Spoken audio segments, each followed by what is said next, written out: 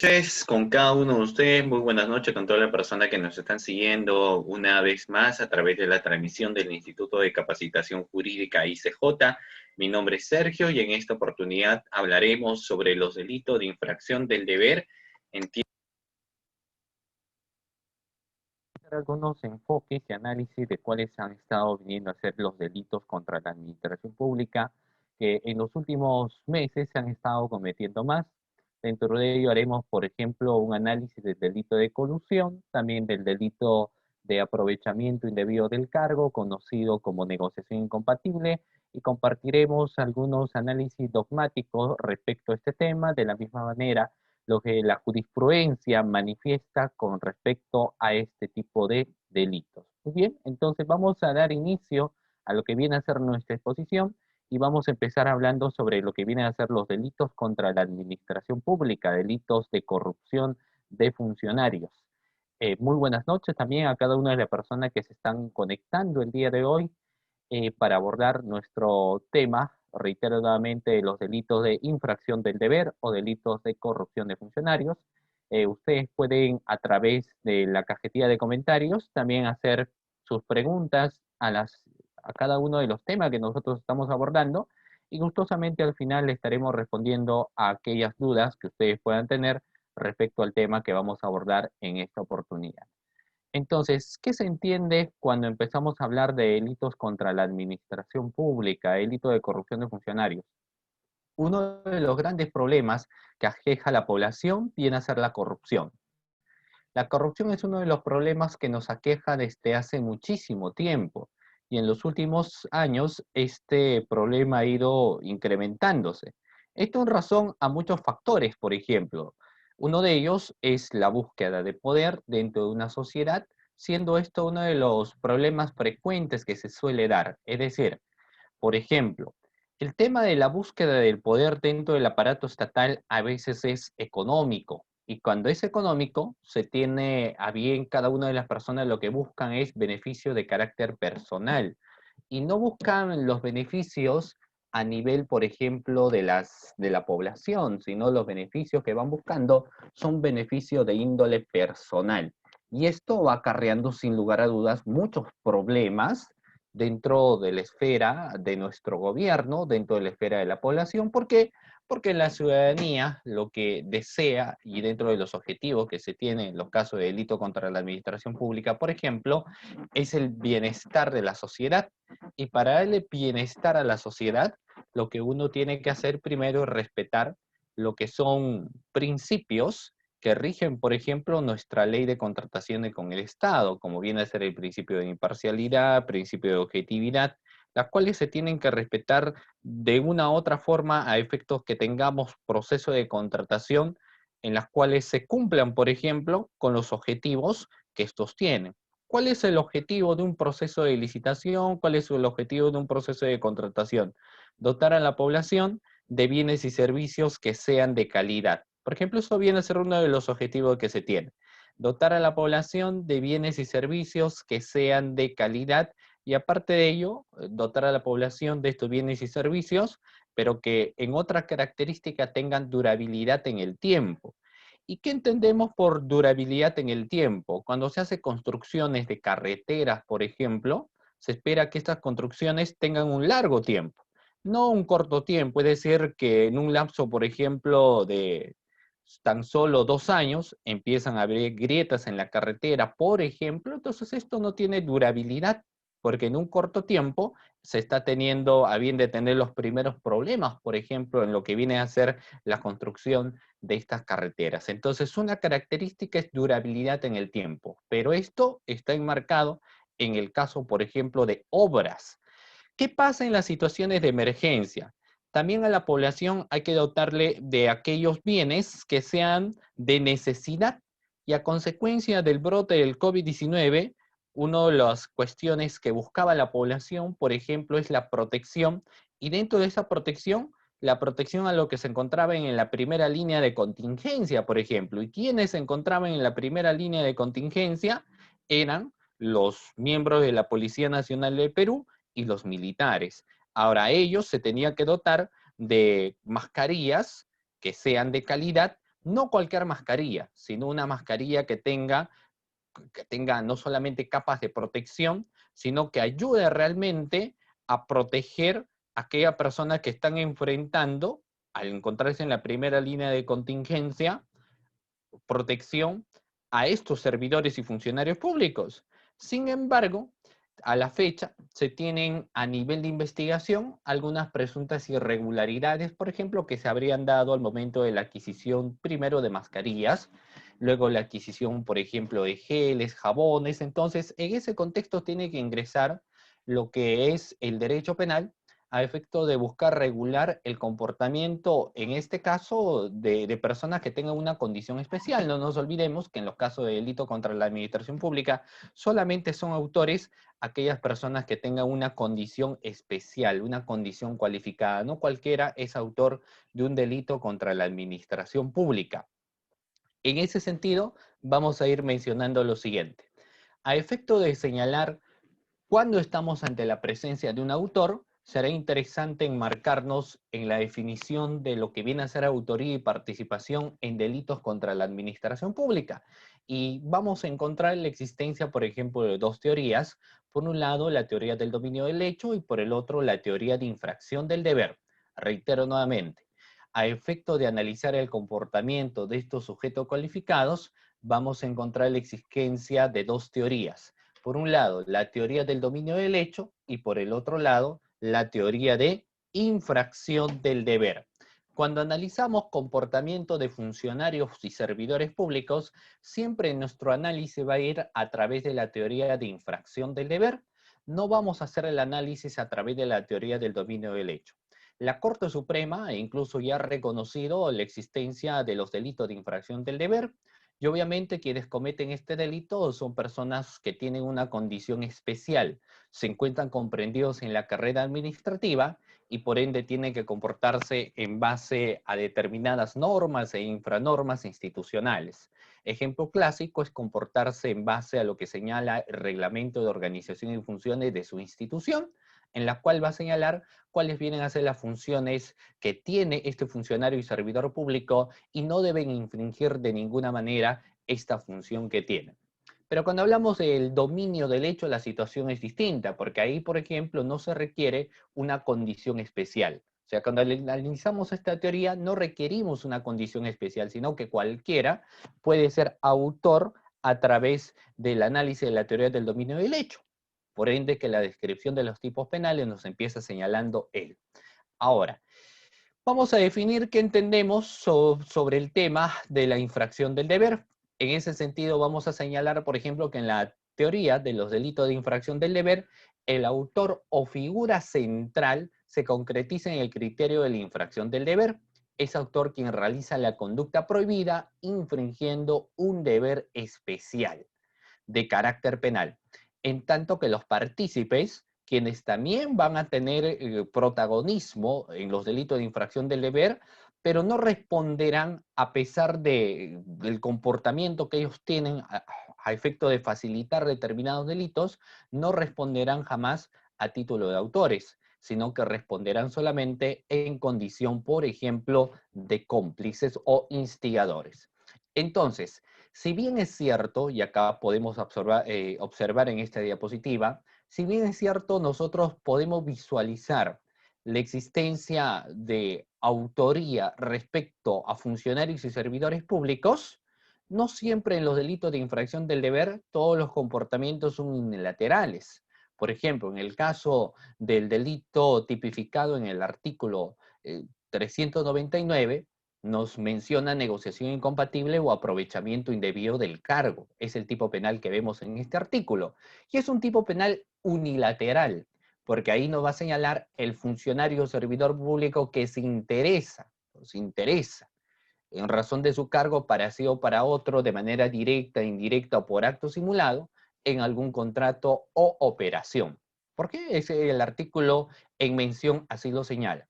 Sin embargo, existen tipos penales de encuentro. Un tipo penal de encuentro es el tipificado en el artículo 384. Estaremos hablando del delito de colusión. Cuando hacemos un análisis de tipicidad objetiva, veremos que el verbo rector en el tipo base del delito de colusión viene a ser la concertación. Y la concertación no es otra cosa que un acuerdo, es la manifestación de la voluntad, así lo señala, por ejemplo, la Corte Suprema. ¿Y entre quiénes viene a ser esa manifestación de la voluntad? Entre los intraneos y los extraneos. Entonces ahí ingresa un gran tema. Por ejemplo, si un extraneos puede responder a título de autor. Y vamos a ver que en el caso de los extraneos, como señala la diapositiva también, estos no tienen ningún tipo de vinculación con el aparato estatal. Los extraneos no tienen ningún tipo de vinculación con el aparato estatal. Y si mencionamos que no existe la vinculación con el aparato estatal, la gran interrogante viene a ser lo siguiente. Entonces, ¿a título de qué responderá un extraneos? A título de un externo. Es un externo, no sujeta su comportamiento en base a normas e infranormas institucionales, sino que los extraneos son externos a la institución del Estado. Eso es algo que debemos tener en cuenta. ¿Y cuál es la manifestación o qué menciona respecto a este tema, por ejemplo, la Corte Suprema? Porque vaya, la Corte Suprema también tiene que tener algún comentario y va a señalar lo siguiente. Por ejemplo, a través de la jurisprudencia, nosotros podemos visualizar la existencia de dos recursos. Un recurso de nulidad número 1051-2011, que es del 7 de diciembre del 2011, o si no, el recurso de nulidad número 702-2009, Lima, del 12 de mayo del 2010. Dos recursos de nulidad. ¿Qué trascendencia tienen estos recursos de nulidad respecto a la participación de los extraneos? Va a señalar que esos son los externos a la institución del Estado. No responderán como autores, sino solamente su responsabilidad será en condición de cómplices. Jamás responderán esta persona como autores de delito de infracción del deber. En ese sentido, solamente a nivel de las investigaciones, por ende es que se tiene como autor a los funcionarios y servidores públicos y así hayan realizado un mismo comportamiento los extraneos, jamás responderán como autores. ¿Por qué? Porque ellos, como se señala en esta diapositiva también, no tienen ningún tipo de vínculo con el Estado, pero en el sentido de vínculo funcional. O sea, no tienen ningún tipo de vínculo funcional con el aparato estatal, caendo en ese sentido solamente responsabilidad en sujetos cualificados, llámese funcionarios y servidores públicos. Sin embargo, el derecho penal incluso ahí también hace un análisis bastante interesante. ¿Por qué? Porque nos señala que no será cualquier funcionario o servidor público quien comete un delito contra la administración pública, sino solo serán aquellos que tengan una vinculación funcional. O sea, solamente serán autores aquellas personas que tengan vinculación funcional con el aparato estatal. Y para poder de manifiesto es importante señalar lo que menciona el principio de legalidad.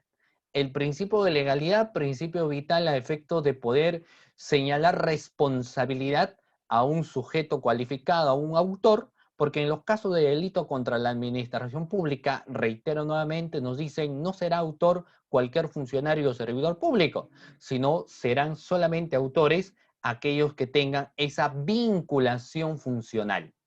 Esa vinculación funcional. Y para ello debemos entender e interpretar cada uno de los delitos, por ejemplo, que son de competencia de las Fiscalías Anticorrupción, es decir, de los delitos que se encuentran subsumidos en los artículos 382 al 401 de nuestro Código Penal, señalando que el artículo 382 nos habla del delito de concusión y termina con el artículo 401 que menciona el delito de enriquecimiento ilícito, por ejemplo.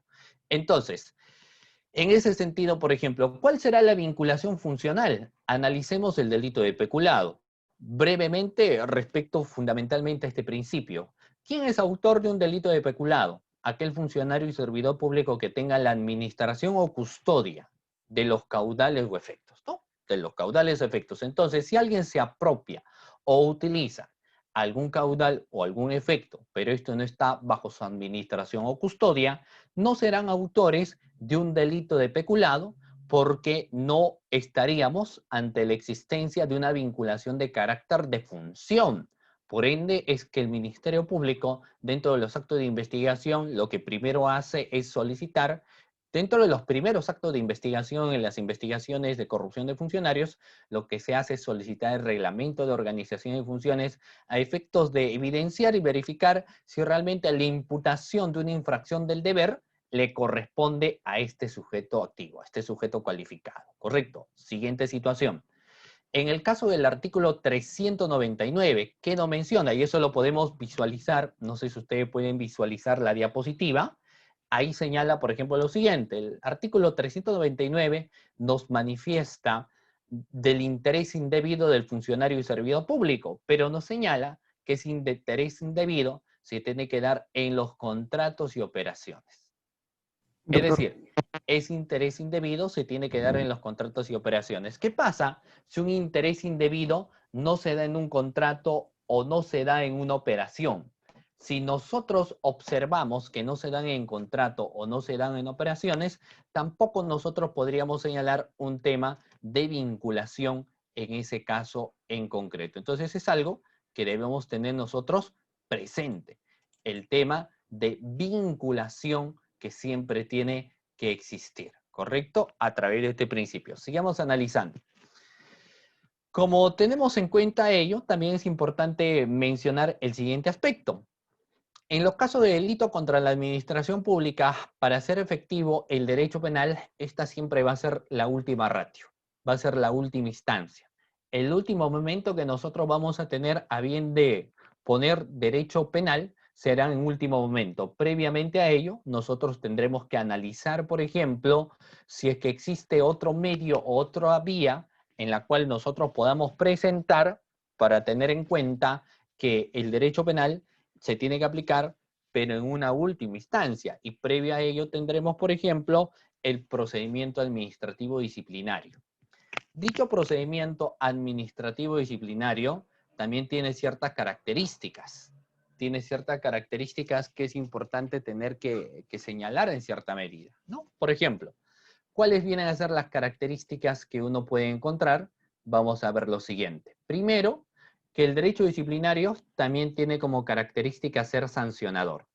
Reitero nuevamente, el derecho disciplinario también tiene como característica ser sancionador, es por naturaleza reglada, y el proceso disciplinario es de naturaleza interna. Entonces, si buscamos corregir el comportamiento de funcionarios y servidores públicos antes de aplicar derecho penal, podemos aplicar el procedimiento administrativo disciplinario. ¿Y cuál viene a ser el bien jurídico protegido en los delitos contra la administración pública? El bien jurídico protegido o bien jurídico tutelado es el siguiente. Miren, ahí vamos a ver. Lo que se protege es el correcto funcionamiento de la administración pública. Eso es lo que se busca proteger, el correcto funcionamiento de la administración pública. Pero este bien jurídico tutelado es de manera genérica. De manera específica, cada uno de los tipos penales de los artículos que he mencionado también tienen bienes jurídicos tutelados, como en el caso de la colusión, viene a ser la regularidad, el prestigio o los intereses patrimoniales. En el caso de peculado, es un delito pluriofensivo y se protege, por ejemplo, el principio de no lesividad de los intereses patrimoniales de la administración pública y evita o busca evitar el abuso de poder del que se haya facultado, por ejemplo, el funcionario y servidor público. En el delito de aprovechamiento indebido del cargo, por ejemplo, de tipo penal, aprovechamiento indebido del cargo, conocido también como negociación incompatible, el bien jurídico es el deber de lealtad o probidad. Ahí, por ejemplo, yo quiero manifestar lo siguiente. No siempre todos los delitos contra la administración pública van a tener como bien jurídico protegido el patrimonio del Estado.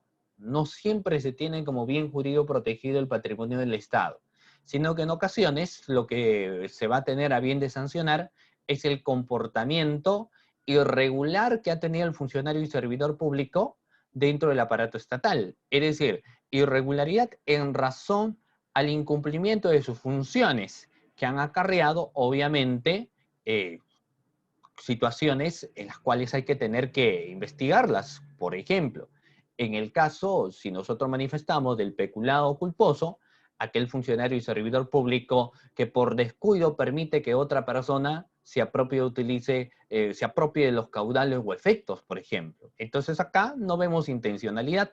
No hay una protección patrimonial directamente, como puede ser en el caso del delito de colusión. En el caso del delito de colusión, sí, por ende incluso que en el tipo agravado tenemos el defraudar patrimonialmente, que viene a ser una defraudación de carácter económico. ¿Perfecto?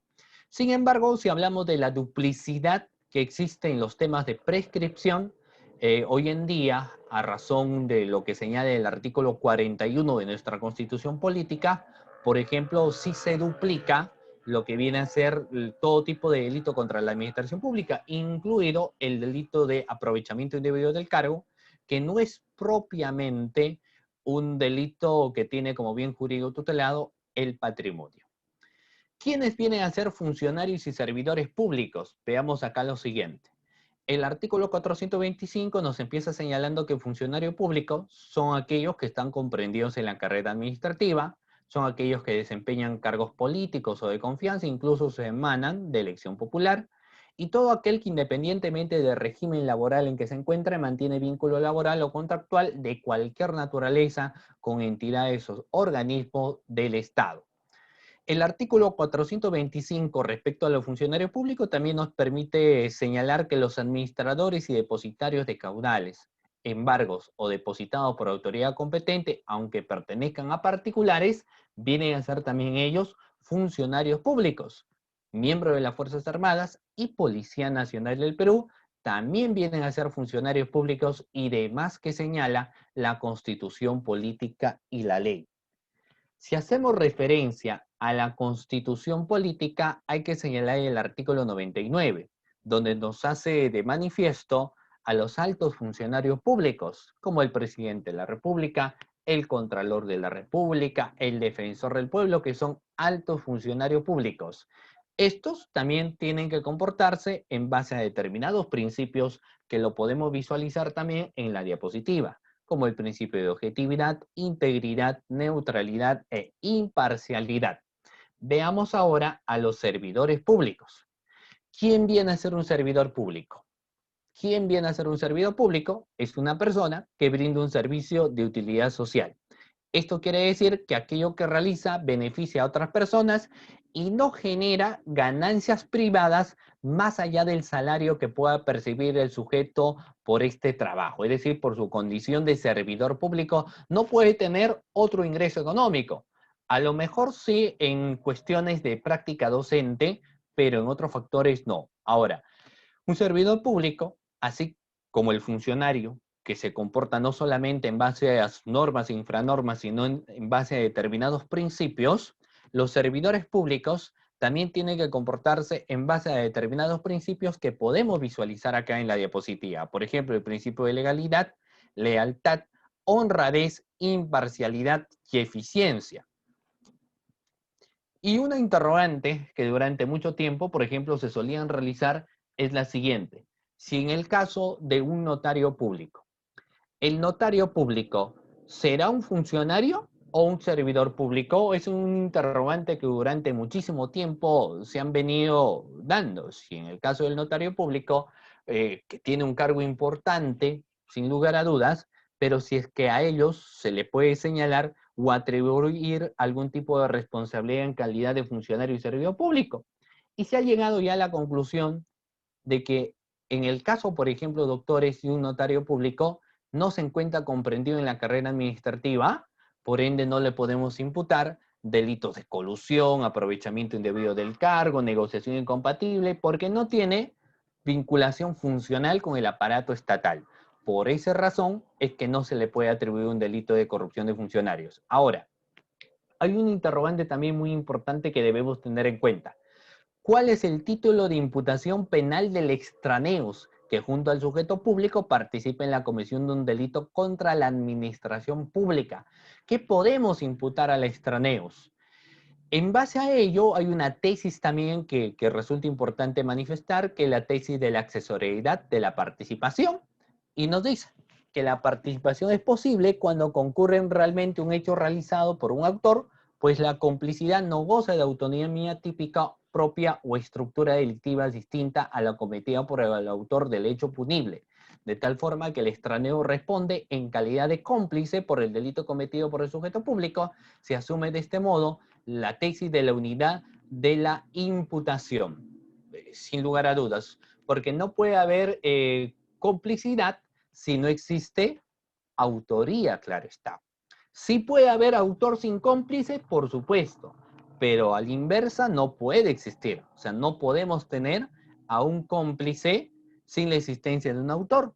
Por ende es que cuando a nivel del Ministerio Público se realiza una investigación y se formula un requerimiento de acusación contra el funcionario público, es cierto que es opcional también requerir la imputación al extraneus, porque puede ser de que en esta investigación no haya tenido algún tipo de participación que lo vincule con la realización de un hecho punible. Sin embargo, no podría darse la siguiente situación, que se impute a un extraneus y se termina sobreseyendo, por ejemplo, sobre los funcionarios y servidores públicos. Ejemplo, en un proceso de licitación, por lo general tenemos a los integrantes del comité de selección y también tenemos a las empresas privadas o los particulares que participaron en este proceso de licitación. El fiscal de ninguna manera podría emitir un requerimiento de acusación sobre, por ejemplo, el extraneus y sobreseer por los integrantes a los integrantes del comité de selección. ¿Por qué? Porque no existe cómplice sin la existencia de autoría. Sin embargo, si existe esta unidad de título de imputación, ¿por qué no? ¿Y esto por qué se menciona? Porque hay parte, a veces, de la doctrina y algunos que estudian temas de delitos contra la administración pública señalan, por ejemplo, que en el caso de los extraneus, estos deberían ser terceros y no deberían tener ningún tipo de responsabilidad penal.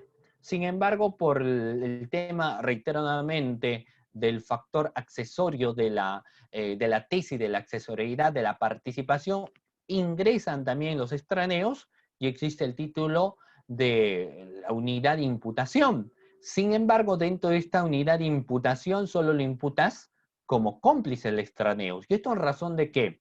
En razón a la existencia también de otra teoría que viene a ser la teoría de la ruptura del título de imputación. Es otra teoría, por ejemplo. Entonces, ahí nos señala al extraneus, a los externos, por ejemplo, a los externos al aparato estatal, a ellos no se le puede imputar un delito de función. Reitero, a los extraneus no podemos nosotros imputarle un delito de función. ¿Por qué? Porque son externos. Los extraneos son externos al aparato estatal. Entonces, no van a tener jamás un tema de vinculación funcional con el aparato del Estado. Por ende, es que el recurso de nulidad número 18-2018 Huancavelica, del 5 de junio de 2008, ha señalado lo siguiente.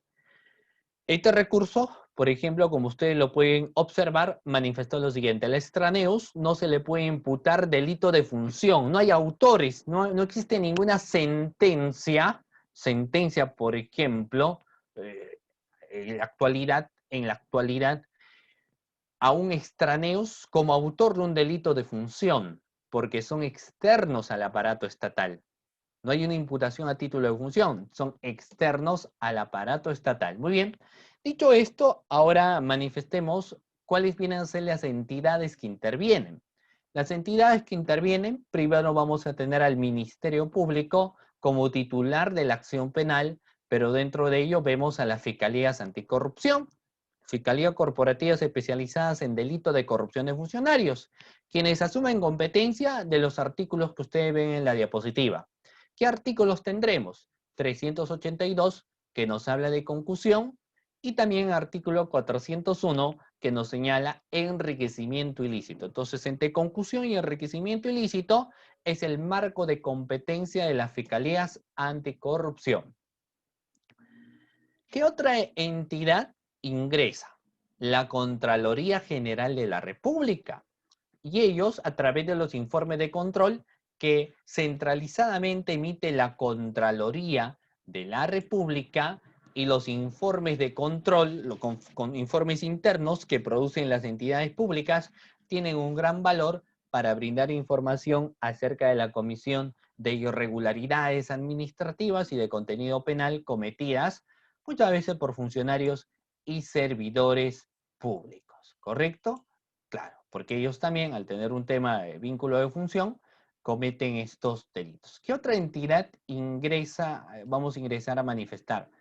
La Procuraduría Pública especializada en delito de corrupción de funcionarios. ¿Por qué? A diferencia, doctores, de los delitos penales, de los delitos comunes, de los delitos contra la vida, el cuerpo y la salud, si a mí me causan lesiones, ya sea simple o graves, yo voy a hacer la parte agraviada, porque yo he visto vulnerado el bien jurídico protegido, que es la integridad. O sea, mi integridad ha sido vulnerada a razón de agresiones físicas que he tenido y, por ejemplo, ahora me encuentro y en el certificado médico arroja, por ejemplo, lesiones graves. Entonces, ahí, por ejemplo, uno es el agraviado, ¿cierto? Pero en los casos de delitos contra la administración pública, la situación varía. Ahí el que asume como agraviado no es el particular, sino será el Estado. Y esto es algo muy importante que señalar, porque muchas veces cuando se tiene denuncias de particulares hacia funcionarios públicos, a veces detallan lo siguiente. Yo denuncio a determinado funcionario público porque éste me ha solicitado 500 nuevos soles y yo le di los 500 nuevos soles. Entonces yo he sufrido un agravio a mi patrimonio, ¿correcto? Sin embargo, estamos hablando de un funcionario público que pertenece al aparato estatal y los funcionarios y servidores públicos se deben al Estado. Entonces, si hay algún tipo de incumplimiento de función, se causa daño al Estado, organismo o entidad estatal. Y ahí tiene que ingresar la Procuraduría Pública especializada en delito de corrupción de funcionario para hacer frente a este problema. Y bueno, tienen objetivos principales y objetivos secundarios, que el primero, y muy conocido por todos nosotros, es perseguir el monto reparatorio por el daño de carácter patrimonial o extrapatrimonial que se haya ocasionado al aparato estatal, pero también tiene objetivos secundarios, como por ejemplo, contribuye con la investigación del hecho delictivo y la determinación de los responsables. Dicho esto, vamos ahora a mencionar el primer tipo penal que, obviamente, en situaciones de emergencia se ha estado visualizando. El artículo 384, doctores, nos habla del delito de colusión. El artículo 384 nos habla del delito de colusión. Y ahí vamos a encontrar dos modalidades de este delito: la colusión simple y la colusión agravada. Dos tipos de estos delitos, simple y agravada. En ese sentido, se queda obviamente con el primero, que es la de colusión simple, que es el tipo base, y el otro párrafo nos habla ya del tipo agravado, colusión agravada. La descripción de cada una de estas es bastante parecido, pero en el análisis de tipicidad objetiva varía. Hay una variación. Por ejemplo, ¿qué nos señala la descripción de estos tipos penales? Colusión simple: el funcionario y servidor público que interviniendo señala, directa o indirectamente, por razón de su cargo en cualquiera de las etapas o modalidades de adquisición o contratación de bienes, obras, servicios, concesiones o cualquier otra operación a cargo del Estado señala. Y luego, en el análisis del verbo rector del tipo base, nos habla de la concertación, que más adelante iremos señalando. ¿Con quién va a ser la concertación? Concertación igual a acuerdo. La concertación será con las empresas privadas o los particulares, o sea, con los externos a la institución del Estado. ¿Y cuál es el objetivo de esta concertación? Defraudar al Estado, entidad u organismo del Estado. Y a nivel de investigación, si se halla la culpabilidad, a través de una sentencia, la pena en el tipo base va a oscilar entre la pena privativa de libertad no menor de 3 años, ni mayor de 6 años en el tipo base, que es colusión simple. Cuando hablamos de la colusión agravada, varía, y vamos a dar lectura también, Y en la diapositiva hemos marcado de color rojo a efecto de que podamos tener mayor entendimiento. En el segundo párrafo, el funcionario o servidor público que interviniendo directa o indirectamente, siempre en razón de su cargo. Ahí ingresaba el tema de vinculación funcional que estaba señalando, siempre en razón de su cargo. Participa, ¿cierto?, en las contrataciones y adquisiciones de bienes, obras o servicios, algún tipo de concesión o operación a cargo del Estado mediante concertación. Siempre se va a dar la figura de las concertaciones con los interesados, pero acá sí ingresa la siguiente situación de la modalidad agravada: la defraudación patrimonial al Estado, entidad u organismo del Estado, según ley. Ahí, si encontramos culpable a una persona, se tiene elemento de convicción que alguien ha cometido el delito de colusión agravada, la pena privativa de libertad será en no menor de 6 ni mayor de 15 años, por ejemplo. Vamos a ver algunas casaciones. Vamos a citar algunas casaciones en el caso que estoy mencionando. Por ejemplo, en el caso de la colusión simple, se exige valorar poder de decisión sobre las contrataciones públicas y no solo condición, por ejemplo, de alcalde del acusado. Esto lo manifiesta la casación 60-2016-1. ¿Qué nos hace referencia en ese caso en concreto? Lo siguiente: el poder de decisión no cualquiera lo tiene. No cualquiera tiene un poder de decisión, por lo que lo más común es la existencia de, por ejemplo, la delegación o la administración. La administración lo suelen tener la mayoría de los funcionarios públicos. La mayoría de los funcionarios públicos tienen la administración, sobre todo si es que vienen a ser altos funcionarios públicos, mayor administración suelen tener. Por ejemplo, el presidente de la República tiene la administración de todo nuestro país, pero no siempre van a estar las decisiones. El alcalde, si bien es cierto, tiene la administración de toda la municipalidad, no siempre va a tener las decisiones, porque puede existir la delegación de funciones. Entonces, por ende es que esta casación 60-2016 Junín hace referencia a la existencia obligatoria de un poder de decisión que debe tener todo funcionario y servidor público. Si no se tiene poder de decisión, no podemos atribuirle. Ahora, obviamente, para poder evidenciar si es que tiene o no tiene poder de decisión, hay que analizar pues su reglamento de organización y funciones. Hay que ver qué menciona, qué señala su reglamento de organización y funciones, y si ahí, por ejemplo, señala que este funcionario o servidor público tiene algún tipo de decisión en algún caudal con algún efecto, ¿no? Entonces eso también es importante tener que mencionar, tener que señalar en ese caso en concreto, en ese caso en particular. ¿Perfecto? Muy bien. Ahora, sigamos viendo otros aspectos. En el punto número 2 nos habla de la casación, o yo hago referencia a la casación 661-2016, que esta es de la ciudad de Piura. Esta casación menciona lo siguiente: en el caso, hace referencia a la colusión agravada, requiere que la gente perjudique o defraude de modo efectivo el patrimonio del Estado. Es decir, ¿cuál es la diferencia existente entre una colusión simple o una colusión agravada? La diferencia que nosotros vamos a tener a bien de encontrar es que en el caso de la colusión agravada necesariamente existe un perjuicio económico, un perjuicio dinerario. Y esto lo vamos a evidenciar a través de la realización de una pericia contable o pericia valorativa, obligatoriamente, a través de una pericia contable o una pericia valorativa. Ahora, miren, ¿eh?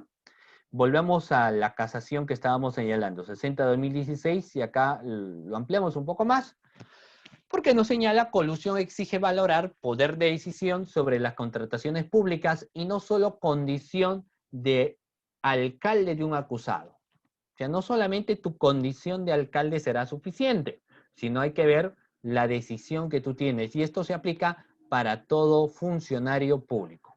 Colusión agravada requiere que la gente perjudique o defraude de modo efectivo patrimonial del Estado. Y eso señala la casación pues 661-2016 Piura, ¿no? Que se, reitero nuevamente, se va a tener a bien de ver con la realización de una pericia contable. Ahora, mucho se ha manifestado también que en los casos de delito contra la administración pública y sobre todo en el delito de colusión, a veces resulta ser un poco complicado tener que señalar o encontrar algún tipo de prueba directa. Por lo general solamente encontramos prueba indiciaria. Y parte de ello lo señala también el recurso de nulidad número 1722-2016 del SANT. ¿Qué señala este recurso de nulidad? Por ejemplo, en su sumilla menciona la concertación. Ante la ausencia de prueba directa, allí señala, y dentro de la prueba directa, testigos presenciales o documentos que consignen la existencia de reuniones, contactos o acuerdos indebidos, ¿no? Hay un testigo que vio cuando dos personas estaban concertándose para defraudar al Estado, una prueba directa. Cuando a través de las reuniones posiblemente por ahí alguien ha grabado esta conversación, de la misma manera tendremos un elemento. Entonces, se pueden establecer, ahí en estas situaciones podemos establecerlo en el caso de pruebas directas, pero si esto no es el caso, la situación varía. Tenemos que hacer uso de la prueba indirecta o indiciaria, que ese también es el nombre que se lo conoce, prueba indirecta o indiciaria. Por ejemplo, si el procedimiento de contratación pública fue regular en sus aspectos fundamentales o más relevantes, celeridad inusitada, inexistencia de bases, interferencia de terceros, falta de cuadro comparativo de precios de mercados, elaboración del mismo patente deficiente, ausencia de reuniones formales del comité o subsanaciones entre comillas o regularizaciones entre comillas ulteriores a la elaboración del documento, etcétera, es una cuestión que, si bien es cierto, no es una prueba para señalar que nos encontramos ante colusión, pero sí es un cúmulo de irregularidades que podrían arribar a la existencia de un presunto acuerdo colusorio. Luego, el punto número 2 menciona, por ejemplo, este recurso de nulidad 1722-2016, lo siguiente. Si la convocatoria a los participantes fue discriminatoria y con falta de rigor y objetividad marcada un favoritismo lesivo al Estado hacia determinados proveedores, y si son los precios ofertados y aceptados fueron sobrevalorados o los bienes o servicios ofrecidos o aceptados no corresponden con las exigencias del servicio público o fundamento de la adquisición, es razonable en estas situaciones inferir que la buena pro se explica por una actuación delictiva de ofrecimiento a terceros con perjuicio al aparato estatal. Es decir, las meras situaciones administrativas no configuran un delito de colusión. La mera existencia de irregularidades de carácter administrativa no configuran la existencia de un delito de colusión. Tenemos que encontrar algo más. Obligatoriamente. Tenemos que encontrar algo más. Y ahí ingresa lo siguiente. Una sola irregularidad se puede subsanar. O sea, por ejemplo, que la empresa no había cumplido con algún requisito y dentro de los 10 días, como señala la ley de contratación con el Estado, por ejemplo, lo puede regularizar en esa situación. Pero ya el cúmulo de bastantes irregularidades cambia porque la existencia de varias irregularidades sí nos permite a nosotros tener indicios de la presunta existencia de un delito de corrupción. El cúmulo de indicios, ¿correcto? Entonces, en las situaciones actuales veamos, si una empresa proveedora a la cual ha participado, bueno, en esta situación, en los casos de emergencia tenemos las contrataciones directas. En las situaciones de emergencia tenemos las contrataciones directas. Y evidenciamos, por ejemplo, el siguiente aspecto. La empresa no se encuentra en el rubro. Primera posible situación. La empresa no se encuentra en el rubro. Por ejemplo, se ha contratado para la adquisición de mascarillas a una empresa que en realidad antes de la pandemia se dedicaba, por ejemplo, a la venta de combustible. Se dedicaba a la venta de combustible, pero ahora vende mascarillas. Esto nos haría pensar a nosotros que la empresa está cometiendo un delito de colusión. No, porque en una situación de emergencia en las cuales hemos encontrado varios, o nos seguimos encontrando, varios han cambiado de rubro, porque el estado mismo de necesidad, la situación de tener que vender, hizo que esta situación se vuelva hasta cierta medida natural. Entonces, si no te encuentras en el rubro, no sería en cierta medida por parte de la empresa algún tema de irregularidad o intención dolosa, porque reitero nuevamente, sí se puede cambiar en el rubro, pero el ministerio, pero el Estado, la entidad del Estado organismo, así sea una situación de emergencia, no les obvia hacer estudio de mercado. O sea, necesariamente hay que hacer estudio de mercado. Es más, la exigencia es mayor al tratarse, por ejemplo, de una situación de emergencia, situaciones tan delicadas. Si uno va a querer dar protección a quienes se encuentran en la primera línea de contingencia de batalla con las mascarillas, se va a esperar que estas mascarillas no sean de dudosa calidad, por ejemplo. O sea, que sean buenas mascarillas que uno pueda tener. Y eso es algo importante que debemos tener en cuenta también y debemos manifestar, ¿correcto? Y ahora, ¿qué otro indicio entonces vamos a tener? Primero, el Ministerio Público puede emitir, como es de conocimiento, dentro de las atribuciones que tiene la Fiscalía Anticorrupción, la emisión de los requerimientos. Y puede emitir los requerimientos de levantamiento del secreto de las comunicaciones o el requerimiento de levantamiento del secreto bancario.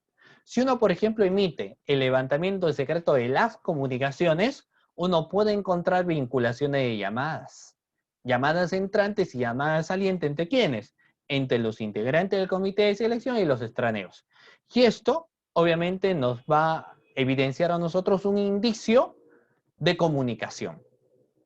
Porque, claro, será un indicio de comunicación entre los intraneos y los extraneos. Primer indicio que nosotros podríamos, por ejemplo, evidenciar. Otro aspecto, los levantamientos del secreto bancario, levantamiento del requerimiento del secreto bancario. Siempre voy a decir de manera genérica, ¿no? Pero por lo general siempre hay un tema de una contraprestación. Por ejemplo, incluso también hay un análisis si es que el cohecho, porque finalmente si el funcionario solicita a un tercero, la solicitud es parte de la configuración del delito de cohecho. Y en los delitos de colusión será pues un comportamiento cohechante, ¿no? Del funcionario público. Sin embargo, estos se ven subsumidas por el delito de colusión, que es el delito que tiene mayor pena privativa de libertad. Entonces, como hay una solicitud, por lo general hay una entrega también. O sea, no se queda solamente en meras solicitudes, sino también hay una entrega del monto económico, por ejemplo, que se está pidiendo. Y para ello, lo que ingresan son los requerimientos de levantamiento del secreto bancario. A través de los requerimientos de levantamiento del secreto bancario uno puede encontrar depósitos. Si encontramos depósitos, es otro indicio. Otro aspecto, se ha sobrevalorado el precio de las mascarillas en el mercado. Cuando se sobrevalúa precio de mascarilla dentro de un mercado, ahí también la situación es importante tener que señalar o evidenciar. Precio sobrevaluado también es un indicio.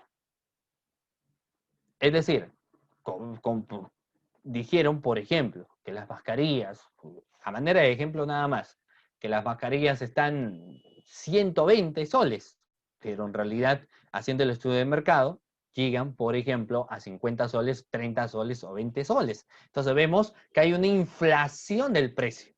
Ese es otro indicio. Que se dio como ganador a una empresa cuya empresa no cumplía con determinados requisitos, es otro indicio existente. Porque en el incumplimiento, ¿no? Entonces vemos, no cumplir los requisitos, ¿cómo te dieron como ganador? Se solicitaba a personas que tengan experiencia, por ejemplo, en el campo. ¿Por qué te dieron si tú no tenías experiencia y habían otras empresas en el rubro que sí tenían el factor de experiencia? Entonces, eso también viene a ser la existencia de un indicio. Ahora, otro recurso. Vamos a ver. El recurso de nulidad número 1126-2017, ANCASH, nos habla de la concertación y la Corte Suprema ha manifestado que la concertación viene a ser la manifestación de voluntades entre quienes, entre los intraneos con los extraneos. Eso es la manifestación de acuerdo de voluntades. Pero no nos olvidemos que si así hablamos de la concertación, también existe una figura que es la defraudación, el defraudar patrimonialmente. Y dentro de ello voy a citar, por ejemplo, al profesor Fidel Rojas Vargas, quien hace una conceptualización respecto a lo que viene a ser la defraudación. Y menciona lo siguiente: defraudar al Estado y a sus organismos y entidades del Estado, el resultado del quebramiento de los roles especiales asumidos por los sujetos vinculados. Eso viene a ser la defraudación, un quebrantamiento existente. Sin embargo, también podemos señalar que esto tiene un doble significado. Por ejemplo, la defraudación en el caso de la colusión simple y también la defraudación en el caso de la colusión agravada. Si nosotros hablamos la defraudación en el caso de la colusión simple, es la defraudación a las funciones que tiene todo funcionario y servidor público. Pero en el tipo agravado nos habla que la defraudación es de contenido económico. En esta otra siguiente diapositiva hay una persona que exclama, ¿no? Y por ejemplo, ¿qué consecuencia traerá la absolución de un extraneus? Vamos a señalar en ese sentido, por ejemplo, lo que es la resolución de la sentencia número 164-2011 Ayacucho, de fecha 25 de septiembre del 2013, en la cual se ha manifestado que si es que se logra absolver, por ejemplo, el extraneus, se desnaturaliza la esencia del tipo penal de encuentro de colusión. Último tipo penal, brevemente, que vamos a ver, el delito de aprovechamiento indebido del cargo, tipificado en el artículo 399. ¿Qué nos señala?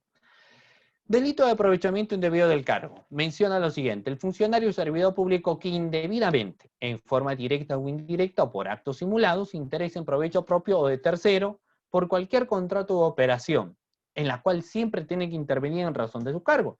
Entonces vamos viendo cómo siempre va dándose la existencia de esa vinculación funcional que debe tener siempre todo funcionario público.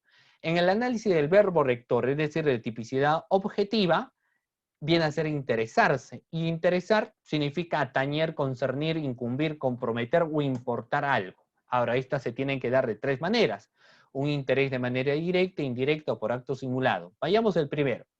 El interés de manera directa, este elemento de tipicidad objetiva, significa que la gente en forma personal o directa se interesa o compromete con el contrato de operación y realiza todos los actos administrativos necesarios para conseguir los resultados que busca.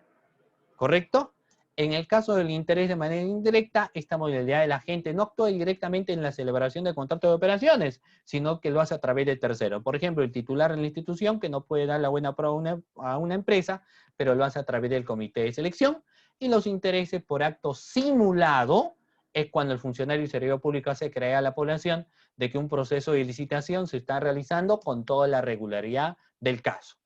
La casación 18-2017 Junín nos habla pues del interés indebido, que como lo hemos estado manifestando, debe entenderse como todo acto dirigido a interponer el interés propio del funcionario y servidor público o de un tercero en los que patrocina en nombre del Estado. Y este interés se pone en los contratos y operaciones. ¿Perfecto? Ahora, ¿cómo se configura el delito de negociación incompatible, o conocido también como aprovechamiento indebido del cargo? El recurso de nulidad número 351-2015 del SANTA manifiesta de que ese interés se va a dar, por ejemplo, o cuando eh, se configura con el desdoblamiento en el actuar de la gente dentro del contexto del contrato u operación. Ejemplo, en una situación de emergencia, podríamos ver, por ejemplo, cuando hay que tener que poner en el padrón a determinados beneficiarios, pero los que se van a encontrar como beneficiarios tienen que cumplir determinados requisitos. Sin embargo, se termina poniendo como beneficiarios a personas que no cumplían con esos requisitos. Es un interés. Ahora, el interés en el delito de negociación incompatible, yo le recomiendo el recurso de nulidad 2641-2016 Lambayete, y ahí nos habla de los tres tipos de interés. No existe la tentativa en este tipo de delitos, es un delito de peligro y solamente se configura con la existencia del interés. ¿Puede existir partícipes? Sí, porque recordemos que acá lo que habría que ver es, cuando hablamos de complicidad, que tendría la denominación de extraneos, hay que ver cómo ellos facilitaron a que exista el interés por parte del funcionario o servidor público. Pero eso sí, ese interés obligatoriamente se tiene que dar en los contratos y operaciones estatales. Muy bien, estimados doctores, de esta manera llegamos a la parte final de la disertación del día de hoy. Quiero agradecer al Instituto de Capacitación Jurídica ICJ por la cordial invitación y a cada uno de ustedes que nos han estado acompañando en esta transmisión en vivo. Mi nombre es Jefferson y espero que nos veamos en una próxima oportunidad. Muy buenas noches.